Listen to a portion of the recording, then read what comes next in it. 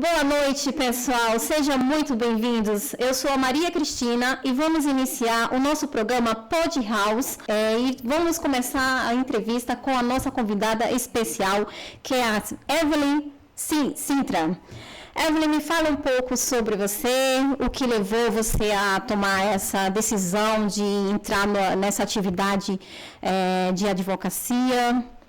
Bom, primeiramente, boa noite, né? Boa noite. Obrigada por me chamar, né? Pela confiança de me trazer aqui para compartilhar a minha experiência. É uma honra ter você aqui. Principalmente sobre o mercado imobiliário, que eu acho um tema muito importante, né? Bom, eu sou advogada, me formei em 2012, passei no meio do 5º ano da OAB e sempre quis ser advogada, desde pequena, né? Trabalhei em São Paulo, próximo da Paulista, depois montei meu escritório aqui também, tive uma imobiliária. E legal. Hoje trabalho nesse ramo. Que bom. E me fale mais um pouco, Evelyn, o que fez o teu olho brilhar para você atuar nessa atividade? Porque, assim, a gente sabe que tanto, não só o seu trabalho, mas como todas as áreas, né, voltando assim o nosso mês, né, que a gente está no mês do Dia das Mulheres, mas, assim, a gente vê que tem muita dificuldade no dia a dia, e eu, particularmente, eu vejo que a advocacia é algo muito estuda muito, né? Me fala mais sobre isso. Vou até falar, né, pelo Dia das Mulheres, né? Feliz Dia das Mulheres. Obrigada. Em março tá pra gente comemorar, né? Enfim, no direito, principalmente para quem é mulher, é um pouco sofrido, né? Porque existe um pouco de machismo, né? Exato. Eu, quando era muito nova, eu me formei com 22, eu era bem novinha. Eu comecei a trabalhar e eu aqui no escritório, falei, nossa, eu nova desse jeito, quem vai confiar em mim, querer pegar um processo com uma advogada tão nova. Sofri um pouco com isso no começo, viu? Mas depois foi fluindo, fui trabalhando, fui mostrando a minha eficiência, o meu trabalho, o resultado, né? Sim. Na verdade, o advogado não é obrigado ao resultado, a obrigação é de meio. A gente tem que trabalhar, a gente não é obrigado a ter o resultado, mas certo. Eu sempre tento buscar o melhor para o cliente, sempre procuro saber as leis, estar inteirada, fazer cursos. Certo. E você se formou aonde? Qual foi a faculdade que você se formou? Eu passei numa federal em Minas, na verdade num outro curso, mas eu perdi meu pai, eu acabei me fazendo aqui em Atibaia, mesmo para ficar próximo da minha mãe. Entendi. Então, eu me formei em Atibaia, que nem eu falei, formei em 2012, né? E já tinha sido aprovada na OAB, eu precisava pegar a carteirinha, terminar a faculdade, né, para conseguir pegar a licença, o diploma, né, para conseguir pegar a carteirinha, e foi isso.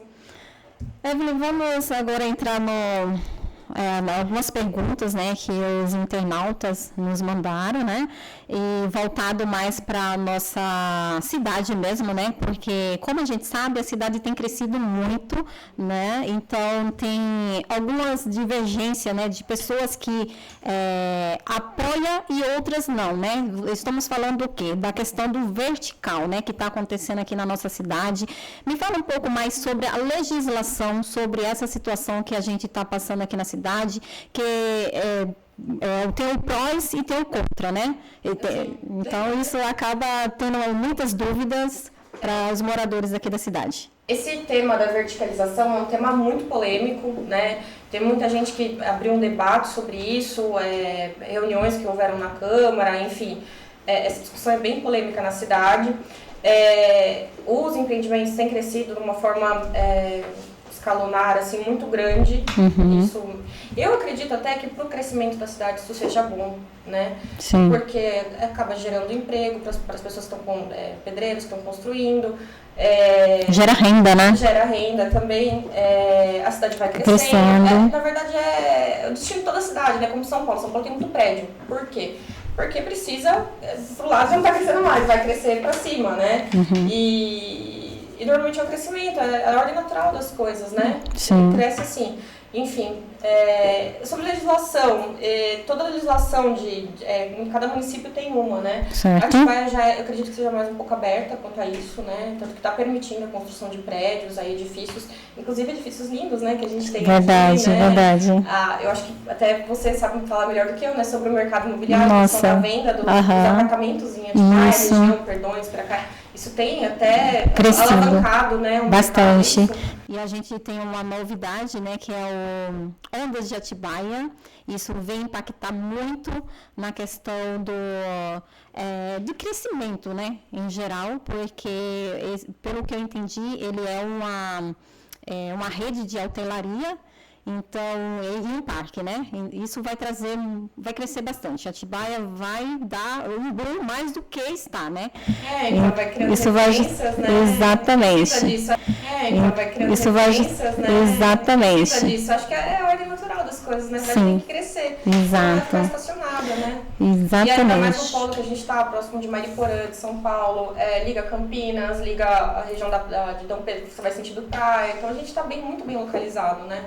E vamos lá, a legislação ambiental impacta no projeto imobiliário? Sim, então, antes de iniciar o pedido da obra, enfim, a construção, tem que apresentar uma série de documentos na prefeitura. Entre eles, tem que apresentar o estudo de impacto de vizinhança, para ver como isso vai interferir nas casas vizinhas, nas casas laterais, as que estão atrás, enfim. E tem que ser feito esse estudo de impacto de vizinhança. Inclusive, em alguns casos, eu não me lembro bem se obrigatoriamente tem que ter uma audiência pública sobre a realização da construção. Tem que ser feito um relatório de impacto de tráfego e a certidão de diretrizes do SAAI também, para ver sobre o impacto no saneamento básico e na água no município. Inclusive, falando sobre o SAAI, eu até uma questão Isso, eu pensei nisso que você tinha me falado lá nos bastidores. Que me segue, me acompanha, sabe disso, né? O que acontece? Todos os empreendimentos aqui em Atibaia têm que ter a anuência do SAAI, né? Que é muito importante, né? Isso é fundamental, é essencial. Com relação ao empreendimento, quando é atendido pela rede pública. Eles devem apresentar, ou se ele não for atendido pela rede pública, eles têm que apresentar uma outorga do poço, né? Certo. Que é operado pelo Departamento de Água e Energia, né? Que é otorgado pelo Departamento de Água e Energia, que é o da AI, né? Hoje.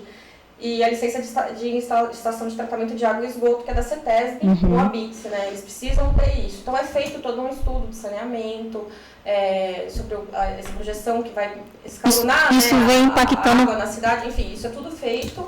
E daí, dependendo, eles autorizam o investimento ou não. Né? Isso vem impactar por conta do crescimento, né, Evelyn? Sim, vem impactar por conta do crescimento. A gente não sabe até onde vai chegar esse crescimento, como vai ser, como vai fluir. Por enquanto, ao meu ver, não sei se é o seu também, né?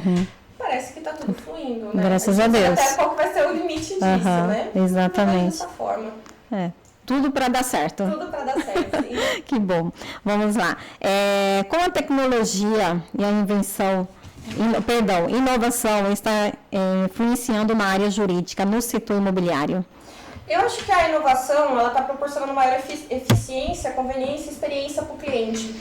Porque, enfim, é tudo muito acessível pela internet. Você vai procurar um imóvel, você vai procurar uma dúvida jurídica, você tem aí o Google. Exato, internet. Assim, quem não se atualiza vai ficar parado no tempo. Hoje, inclusive, eu vejo advogados que não mexem com computadores. Eles fazem petição escrita, mandam um estagiário digitar para conseguir fazer. É o futuro. A pessoa tem que acompanhar, todo mundo tem que acompanhar. E eu acho que, assim, em relação ao mercado imobiliário, isso é super favorável. Porque facilita até, acredito que você, né, tem cliente às vezes que tem dúvida, alguma coisa. Isso, bastante. No Google isso, o que aconteceu?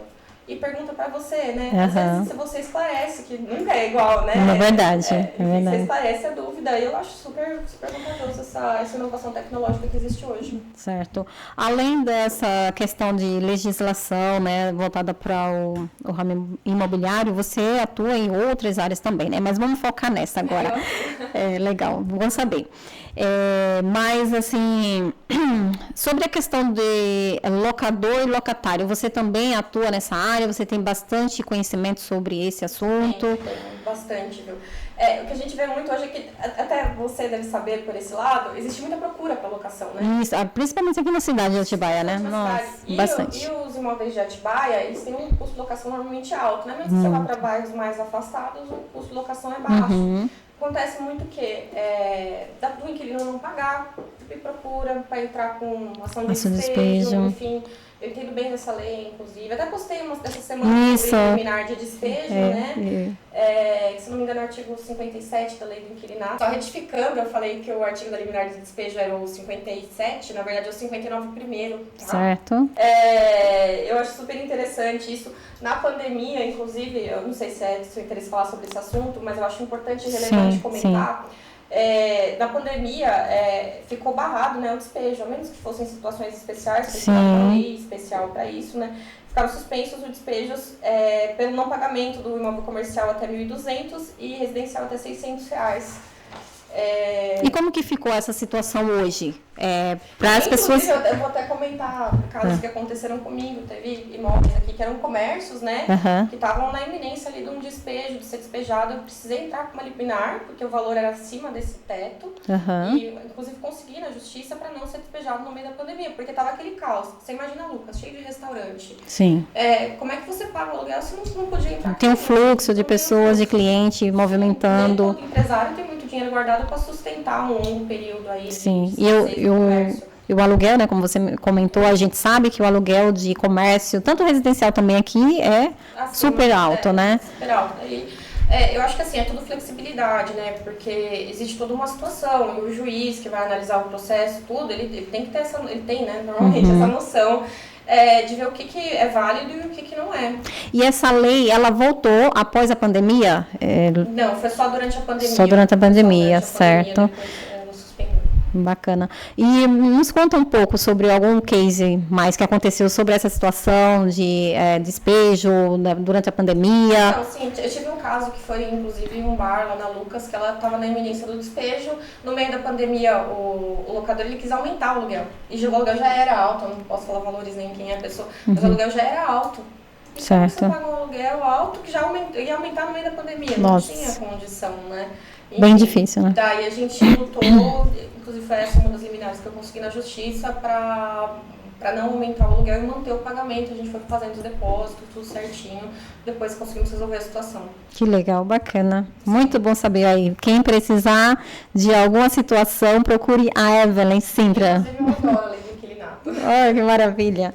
Vamos lá, mais uma pergunta aqui dos nossos internautas.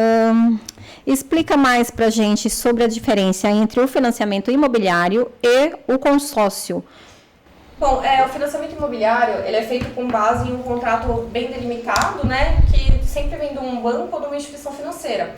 O consórcio não. O consórcio é um grupo de pessoas, né, que se reúne, eles vão fazendo os depósitos mensais e depois, inclusive, nem todas as empresas são bancos ou instituições financeiras, né, de cooperativas, outros tipos de empresas, e eles se juntam e normalmente todo mês alguém é contemplado, né? Sim.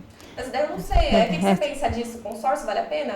Consórcio, sim. Eu vejo que eu tenho mais cliente para a questão do financiamento, né? Eu procuro, assim, depende muito do perfil do cliente. Vamos supor, o cliente ele tem a necessidade de sair do aluguel, então partimos para o financiamento. Logo, ele não tem tanta pressa, então eu apresento carta de crédito na questão do consórcio, porque aí ele acaba pagando poucos juros, né? Então, varia muito do perfil do cliente. Então, a gente tem que ver o que se enquadra em cada um. Mas muito bom. Acho que quem procura consórcio, imagino que alguém que já esteja preocupado com o futuro. Né? Faz o financiamento na expectativa de ser contemplado, né? Exatamente. Lembrando que a nossa taxa Selic deu uma queda, então você, cliente, fique atento, vamos fazer o financiamento.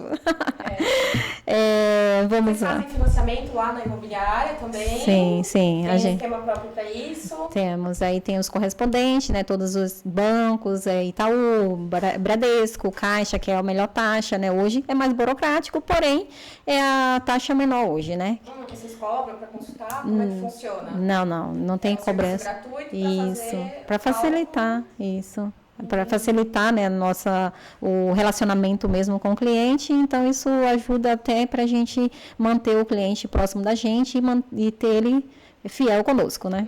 Então, eu acho interessante até comentar sobre essa questão do financiamento, porque normalmente a pessoa faz o financiamento, ela assina um contrato que é de adesão, um contrato que o banco ele já traz pronto, né? A gente até chama de contrato leonino, né? Leonino. Então, você não tem o poder de alterar aquelas cláusulas. Você fala assim, banco, essa cláusula que eu não concordo. E vai lá e pede para alterar. O banco não aceita esse tipo de alteração. Pelo menos 90% dos casos seja assim. Mas pode ter o cancelamento da compra no começo, né? No início, né? Já teve casos. Tem uma taxa também para fazer isso, né? Quando você não quer cancelar o financiamento, enfim. Isso. Então, assim, já me procurou muita gente, então vou falar que é pouca porque foi muita, procurando revisão de contrato de financiamento bancário. Principalmente na pandemia. Na pandemia, inclusive. Que se enquadra também na questão do inquilinato. São várias questões. Eu tô falando assim, atualmente, essa questão do financiamento imobiliário, eu acho que ela é bem crítica, porque eu acho que assim, é difícil de rever. Porque ninguém te obrigou a assinar um contrato de financiamento. Você foi lá, você leu o contrato e você assinou porque você quis. Isso. Entendeu? O entendimento que eu tenho hoje é que assim, é bem difícil fazer uma revisão de contrato de financiamento bancário. Existe como existe, até tem escritórios que são super especializados nisso, mas é bem difícil conseguir uma revisão de contrato bancário. Entendi. Especialmente de financiamento. Só uma dúvida, e eu já tive cases também nessa situação, que foi a mesma pergunta que eu fiz, né? Que no começo eles podem ter a quebra do contrato, né? Desde que seja bem no início desse contrato, correto? Cada contrato é um contrato, né? Vai ter contrato que vai estipular um prazo para desistência, vai ter contrato que não vai colocar a possibilidade de desistência, a menos que você quite. Cada contrato é um contrato, tem que analisar o caso específico. E varia também de banco para banco, né? De banco para banco. Maravilha. A Caixa Econômica, eu sei que tem taxas super interessantes, ótimas, né? Hoje em dia, né? Sim. Tem vários planos para construção. Sobre isso eu acho interessante também falar de uma lei nova que saiu, que tinha muita gente que fez o financiamento pela Minha Casa Minha Vida, que é o Brasil Verde e Amarelo, né? Certo. E saiu uma lei nova. Então, saiu uma portaria, que é a 1248 de 2023, que estava dando por quitados os apartamentos, desde que a pessoa que fez o financiamento por Minha Casa Minha Vida cumprisse alguns requisitos. Entre eles, era ser beneficiário do benefício de prestação continuada ou do Bolsa Família, né? Tem alguns requisitos que eu não vou me recordar de cabeça agora. Eu achei isso uma lei muito interessante, né? Porque a situação atual do país precisa, né? Exato. O Bolsa Minha Casa Minha Vida já é feito para pessoas com uma renda inferior, enfim. E aí ele teve essa mudança de valor, né? Na verdade, assim, deu por quitado. Ele deu por quitado. E a gente até fala que a Minha Casa Minha Vida, ele tem um contrato bem específico, né? Tem advogados que brincam, né, que tem a lei do mata-marido. Se a pessoa morresse, o apartamento dava por quitado. Nossa. Entendeu? É quase a mesma coisa. Na verdade, essa lei nova, ela deu por quitado os apartamentos. Mas, só para... Vamos ser mais claros aqui. Por exemplo, deu por quitado de que forma? Desde preenchidos alguns requisitos, né? Tá. Porque a pessoa tem que pagar uma prestação de X por mês. Cada situação, acredito que seja uma. Enfim, e desde que preenchido, tem que ser Bolsa Família, beneficiário do benefício de prestação continuada, enfim, daria por quitado. Mais uma pergunta a respeito também desse programa Minha Casa Minha Vida, né? Quais são os cuidados legais ao lidar com a compra do imóvel na planta?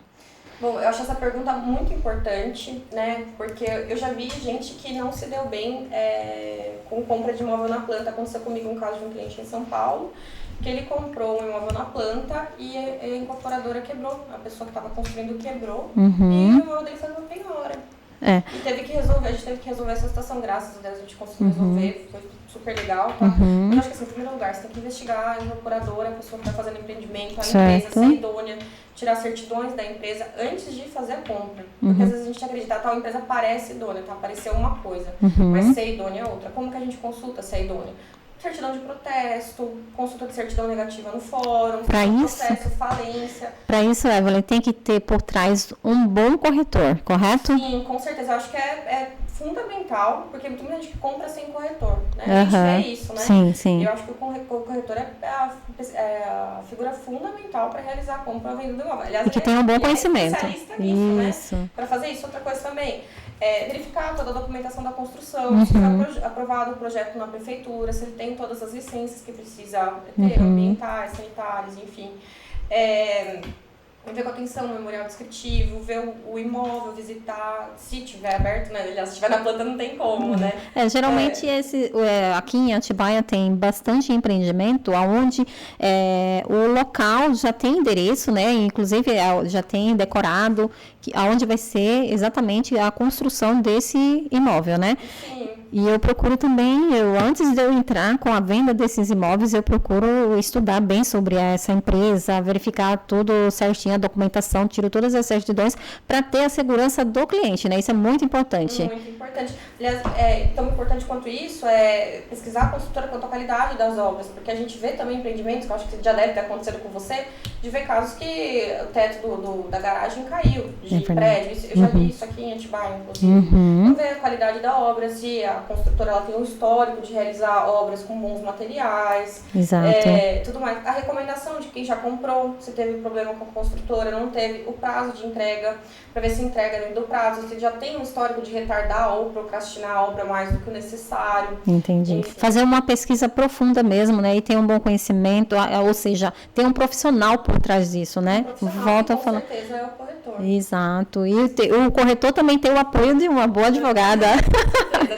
Tá certo, é isso aí. Evelyn, em questão do marketing digital, para você que é advogada, como que é? Ele é limitado, né? A gente sofre. Vou falar pra você, porque assim, o advogado ele é muito limitado. Tem um código de ética e conduta que ele assim, é muito rígido. Então, assim, você não pode falar, por exemplo, fazer uma propaganda com caráter mercantilista. Você não pode fazer esse tipo de propaganda. Entendi.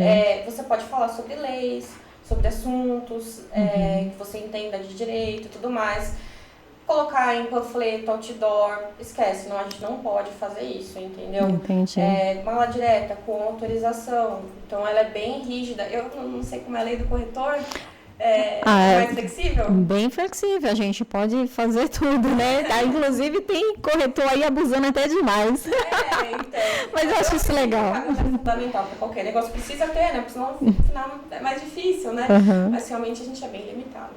Nossa, aí fica bem difícil. E do outro lado, eu já não sei se é tão bom assim. Eu acho que, assim, com o avanço da internet, é bom a gente fazer o nosso trabalho, né? Isso acaba trazendo bastante leads para você, para todos, né? Para toda a área, né? Mas vendo essa restrição, né, na sua área, eu acredito que tem uma certa dificuldade, ao contrário do corretor, né? Porque, como eu falei, né, tem corretor abusando até demais. Outro dia eu vi uma postagem de uma corretora muito engraçada, né? Porque ela, sabe aquela situação que faz a filmagem, ela se atropelou no carro e caiu dentro do apartamento. Meu Deus do céu, o que é isso? Né? Bem criativo. Inclusive o Ricardo Martins, né, o rei da internet, né, que a gente conhece bastante, muita gente já conhece ele, ele até postou, sabe? Então, assim, com certeza essa moça teve bastante engajamento com a devida postagem dele. Inevitavelmente é o futuro, né? A internet. Eu acho que assim, vídeos mais não tão formais, eles acabam gerando mais engajamento do que aqueles formais que pareciam que a pessoa é um robô falando. Exato. Eu imagino isso. Exatamente. Evelyn, muito obrigada pela sua presença. Fico muito lisonjeada por você estar aqui. E deixe os seus contatos, falar um pouco de você, quem quiser, né, te contratar. Na verdade, como eu falei, o advogado não pode fazer propaganda, né, porque não pode ter um caráter mercantilista. Mas no meu Instagram tem várias orientações sobre conteúdos jurídicos, né, que é o Evelyn, EVLYN, Sintra P. Legal. E lá tem conteúdos, eu falo sobre o direito. Mas já que a gente está falando de mercado imobiliário, quando alguém for comprar um imóvel, alguma coisa, com certeza vai precisar entrar em contato com você, que é uma das melhores corretoras da região. Obrigada. E entrar em contato com você, se tiver alguma dúvida jurídica, você me procura. Com certeza. Eu vou ter todo o prazer do mundo em te esclarecer e tudo mais. Obrigada. Eu tenho um presentinho para você, espero que você goste. Imagina. Olha! Uau! Foi ter tirado aqui do plástico. Deus, que lindo! Espero que goste, é uma caricatura. Obrigada mesmo. Amei, nossa, obrigada. Pessoal, agradeço por vocês estarem aqui. Fiquem ligados, estaremos aqui toda semana trazendo novos conteúdos para vocês no nosso Pod House. Eu abro a palavra aqui para nossa doutora Evelyn. Bom, queria só agradecer de ter me convidado para participar com você. Sei que você é especialista no assunto do ramo imobiliário. Queria deixar um alerta para todo mundo que for comprar imóvel, quiser algum corretor de confiança, um imobiliário de confiança, chama ela, conversa com ela, não faça um negócio sem corretor. Importantíssimo. Tá? É justamente o que a gente falou, ela já tem o apoio de uma advogada, então tudo que vocês precisarem, fale com ela e é isso. Obrigada pela presença, obrigada pela atenção e pelo tempo. Obrigada, pessoal. Boa noite.